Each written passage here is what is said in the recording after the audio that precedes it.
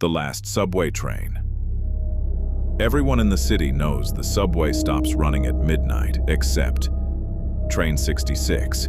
It isn't on any schedule, it has no driver, and if it ever stops for you, never get on. Alex was working late when he saw it.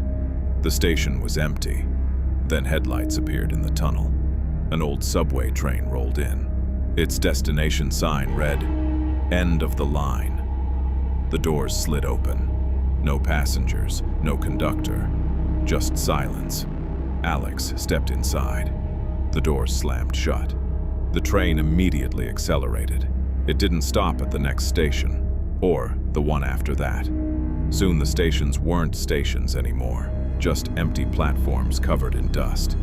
People stood perfectly still along the edge. Hundreds of them, all facing the train. None of them had faces. Suddenly, every passenger turned toward Alex. He hadn't noticed them before. The train wasn't empty anymore. Every seat was filled. Every person whispered at once. "You weren't invited!" The lights went out. When they came back, Alex was the only passenger left, except someone was sitting across from him, wearing his clothes, smiling.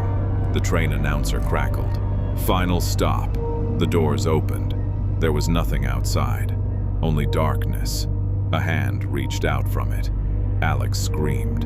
Security cameras later showed Train 66 never arrived that night, but one frame captured Alex, stepping onto an empty track, walking into a tunnel, as if he was following someone. The motel, with no checkout. A thunderstorm forced Sarah to stop at an old roadside motel. The sign read, "Vacancy." The owner handed her a key, room 9. Then he quietly added, "No matter what you hear, don't leave your room." At 2:09 a.m., someone knocked. 3 slow knocks. A little girl whispered, "My parents need help." Sarah walked toward the door. Then she noticed something. There was no shadow under it. She looked through the peephole. The hallway was empty, but someone whispered directly into her ear. "Wrong side!" She turned around. A woman was standing inside the room. So pale she almost blended into the wall. She pointed toward the window. Outside, every motel room was occupied. People stood motionless behind every curtain, watching room 9. Then, every motel light turned off, one by one, until only Sarah's room remained lit. The phone rang. She answered.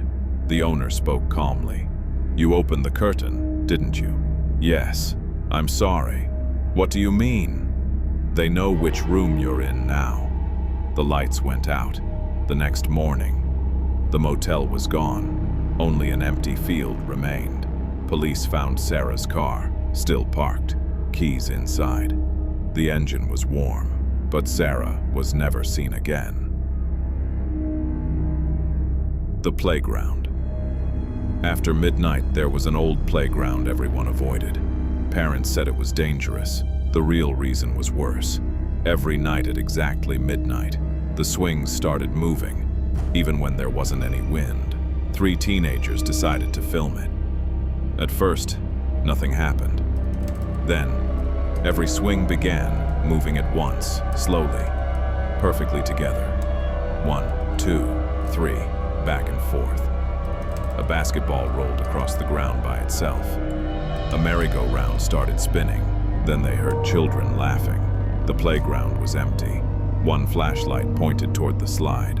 A small child stood at the top, facing away from them. "Hey!" one of them shouted. The child slowly turned around. There was no face, only smooth skin. Then, every piece of playground equipment stopped moving. Complete silence. The child pointed behind them. All 3 turned.